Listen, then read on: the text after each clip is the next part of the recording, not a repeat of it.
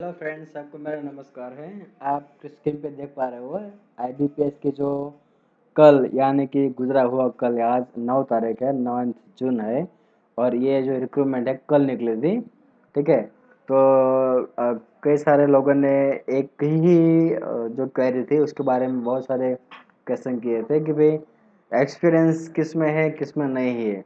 उसका उसका कुछ एग्जैक्टली पता नहीं है, तो उसके बारे में ही ये वीडियो मैं लेकर आया हूँ। ठीक है। वैसे भी जो जब भी कोई रिक्रूटमेंट निकलती है तो मैं आपके पास हाजिर रहूँगा। ठीक है। अगर अच्छा लगे तो लाइक कर देना और सब्सक्राइब करना और किसी को भेजना। ठीक है। हो सकता है कि आपके जो भेजे गए हैं वीडियो के द्वारा कोई रैंक में आ जाए, एग्जाम में टॉप कर जाए, एग्जाम में सिलेक्शन हो जाए। ठीक है। तो अच्छी बात हो सकती है एक दूसरे के लिए भी। तो देख रहे हैं हम जो आपने जो क्वेश्चन किया था उसके बारे में। तो ये है आईबीपीएस की ओर से निकली हुई वैकेंसी का टाइटल पेज। ठीक है। यहाँ देख पा रहे हो www.ibps.in, ये उसकी वेबसाइट है। उस पे ही जाके आपको ये पेज जो फॉर्म है उसको भरना है।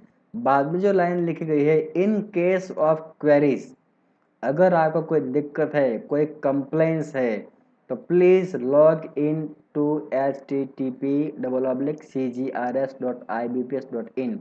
उस पे आप क्लिक करके आपकी जो क्वेरी है वो सॉल्व कर सकते हो। ठीक है। ये जो बातें हैं वो छोटी छोटी बातें होती हैं, लेकिन उस पे ध्यान नहीं होता है। क्योंकि मुझे भी कई बार ये क्वेश्चन मिला है कि भाई इसमें ऐसा है, इसमें नहीं है। सब कुछ लिख के यहाँ पे आ जाता है जब आप नोटिफिकेशन पढ़ लो तब। ठीक है।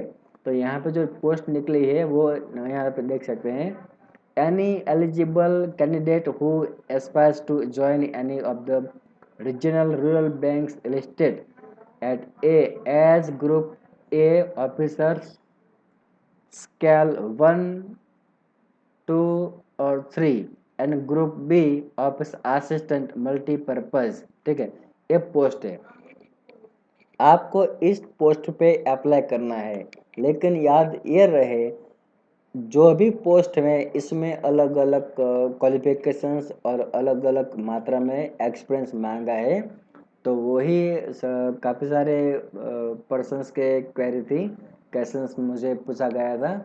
तो मैं यही कॉलम आपको ये पेज दिखाता हूँ ताकि आपको पता चल सके कि जो वैकेंसी निकलती है, तो जो बोर्ड होता है, जो निगम या कोई भी सेंट्रल गवर्नमेंट के जो जॉब निकलती है, तो उसमें कितनी भारी मात्रा में एक एक पॉइंट चूज करना पड़ता है। ठीक है। ताकि ताकि जो अप्लाई करता है बंदा, बच्चे लोग, तो इसमें कोई क्वेरी निकल ना आए। ठीक है। देख लो, ये पार्टिसिपेट आरआरबी है, यानी कि जो बैंक इसमें हिस्सा ले रही है। जो रिक्रूटमेंट मांगा गया है बैंक की ओर से, तो ये इतनी सारी बैंकों ने कि मांगा है कि हमको ये ज़रूरत है इतने परसेंट की। ठीक है। तो यहाँ पे एलिजिबिलिटी क्राइटेरिया दिखा रहा है। आप सिटीजन इंडिया, नेपाल, भूटान का होना चाहिए। Tibetan refugee who came over to India before 1 January 1962, यानी कि आप जो तिब्बतन रेफ्यूजी है, तो आप 1962 1 जनवरी के पहले आप यहाँ पे आना चाहिए, तो ही आप अप्लाई कर सकते हो। ठीक है। बाद में बात करते हैं a person Indian origin who has migrate from Pakistan, यानी कि a person of Indian origin who has migrate from Pakistan, यानी कि जो लोग होते हैं इंडिया का ही होता है, यहाँ के ही वो बॉर्न उसका होता है, जन्म यहाँ से होता है, लेकिन वो पाकिस्तान चले गए हैं, बर्मा चले गए हैं, श्रीलंका चले गए हैं, east Africa countries of Kenya वहाँ चले गए हैं, Uganda, the United Republic of Tanzania. ठीक है। तो ये सारे जो कंट्रीज यहाँ पे दिया गया है वो सब इसमें अप्लाई कर सकते हैं। ठीक है।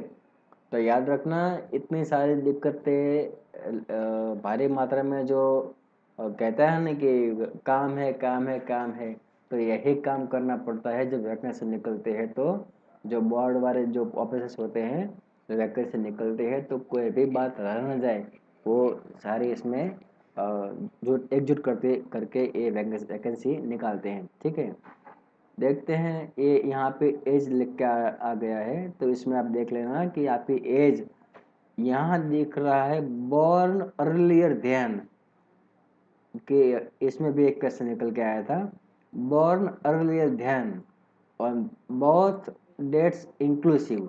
तो ये मतलब ये है कि बॉर्न अर्लियर देन यानी कि आपकी जो बर्थ डेट है, ठीक है, वो इसके बीच 3 जून 1981 और 31/5/2000 इसके बीच होना जरूरी है। ठीक है, बहुत सी सारी पोस्ट में लिख के आ रहा है, देखो सब में है अर्लियर देन,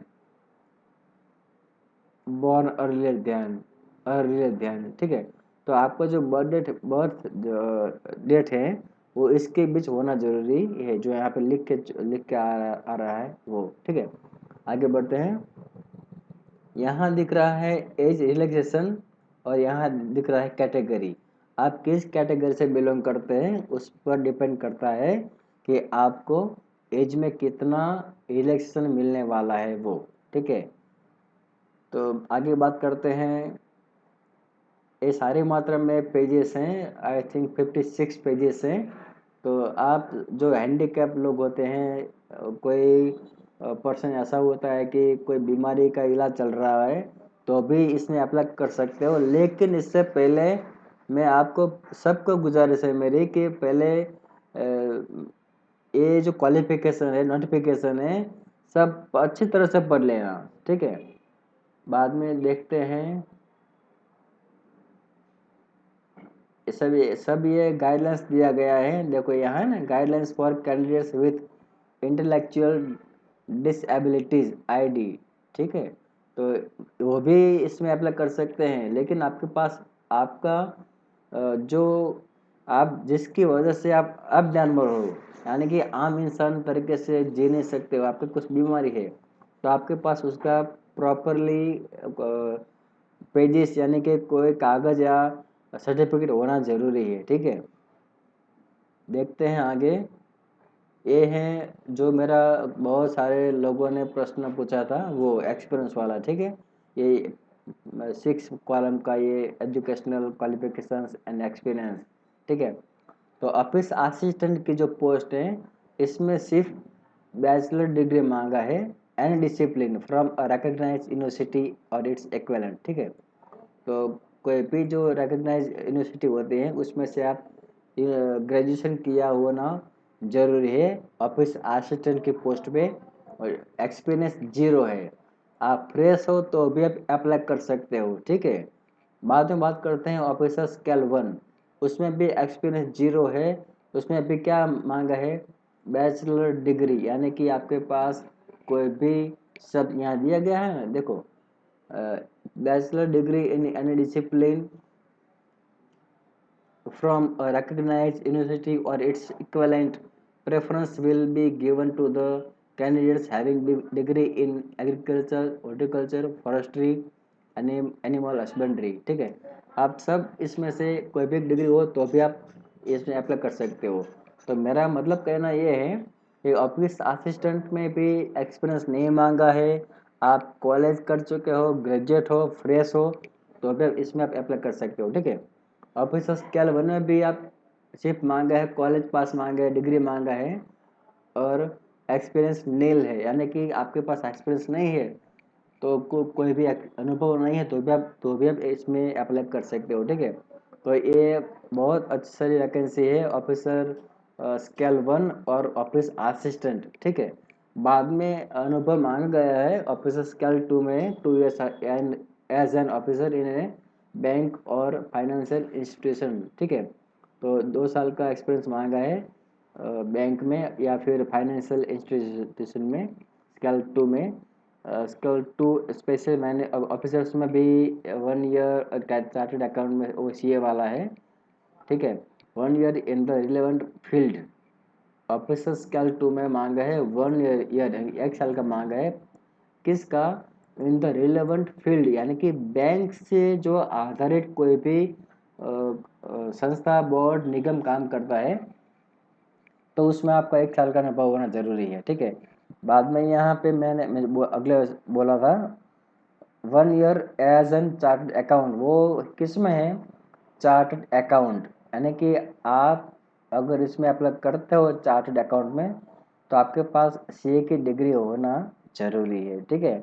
लॉ ऑफिसर की भी पोस्ट है तो आपके पास क्या है, 2 years as an advocate as law officers. आप आपके पास लॉ ऑफिसर्स का 2 साल का अनुभव होना जरूरी है, या फिर एडवोकेट होना जरूरी है, वो भी एक्सपीरियंस कितना मांगा है, 2 साल का, ठीक है। तो इतनी बहुत सारी वैकेंसी निकली है और उसमें अलग अलग तरीके से एक्सपीरियंस मांगा है। लेकिन जो पहले जो 2 पोस्ट है मल्टीपर्पज़ की या फिर असिस्टेंट मैनेजर की, उसमें कोई भी अनुभव मांगा नहीं है। तो कृपया करके जो भाई बहनों ने मुझे प्रश्न पूछा था ऑफिस असिस्टेंट और ऑफिस स्केल 1, इसमें सिर्फ डिग्री मांगा है ग्रेजुएशन की और अनुभव बिल्कुल मांगा नहीं है। यानी कि आप फ्रेश हो तो भी आप इसमें अप्लाई कर सकते हो, ठीक है। तो ये पूरा पूरा 56 पेज का नोटिफिकेशन है। यहाँ पे फीस भी आपको भरनी पड़ेगी, ठीक है। और यहाँ आपका जो सिलेबस है स्ट्रक्चर दिया गया है। तो मेरे गुजारिश ये है आप सब लोगों को, आप अप्लाई तो कर देते हो लेकिन किस में अप्लाई करना है वो आपको पता नहीं चलता है। मैं मान लो कि चलो इसमें पोस्ट ज़्यादा है तो मैं इसमें अप्लाई कर देता हूँ, वो करना सही बात है। लेकिन मेरे हिसाब से ये है, मैं एक आपको कहना चाहता हूँ, पहले आप ये देख लो कि जो सिलेबस दिया गया है पोस्ट के आगे, मान लें कि ऑफिस असिस्टेंट में जो सिलेबस दिया गया है वही ऑफिस स्केल 1 में है तो आप उसमें भी अप्लाई कर सकते हो, ठीक है।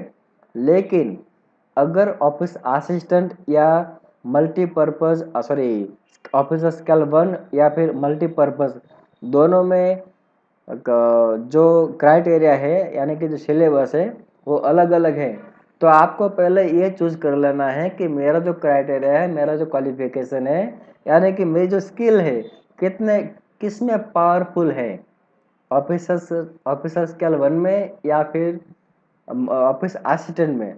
तो आप इसमें अप्लाई करना जहां आपकी स्किल अच्छी लगे वहां, ठीक है। आपको संख्या नहीं देखने की इसमें ज़्यादा से ज़्यादा लोग हैं इसमें अप्लाई कर दो, ये नहीं चलता है, ठीक है। तो मेरी ये गुजारिश है आपको, अपनी स्किल पहचानो और अप्लाई कर दो, ठीक है। आगे बढ़ते हैं। तो ये बहुत सारे यहाँ बहुत सारे पेजेस हैं, पूरा का पूरा तो नहीं पढ़ पाऊँगा। लेकिन मैं एक कहना चाहता हूँ कि जो कॉमर्स में पढ़े हुए हैं उन सब के लिए ये अच्छा चांस है कि आप उसमें अच्छे स्कोर करके आप उसमें पास हो जाओ। और IBIPS की ओर से निकले हैं तो उसका जो है ना क्वालिटी एग्जामिनेशन प्रीलिम मेन सब कुछ फास्ट होता है, ठीक है। तो आप अच्छी तरीके से ये क्वालिफिकेशन सॉरी नोटिफिकेशन पढ़ लें और आप तैयारी करें। और अच्छा वीडियो लगे तो किसी को भेजना, ठीक है। इसमें कंजूस मत हो जाना कि वीडियो नहीं भेजना है, भेज देना भाई, कुछ 4 दिन लगता है भेजने में, ठीक है। हो सकता है कि आपका भेजा हुआ वीडियो किसी को अच्छा लगे, ठीक है। और किसी को ये लगे कि नहीं मुझे पता नहीं था इतनी सारी मात्रा में वैकेंसी निकली है, ये हाथ से चली जाएगी। तो मेरा कहना मतलब ये बहुत सारी मात्रा में वैकेंसी है, 1000 के ऊपर वैकेंसी है।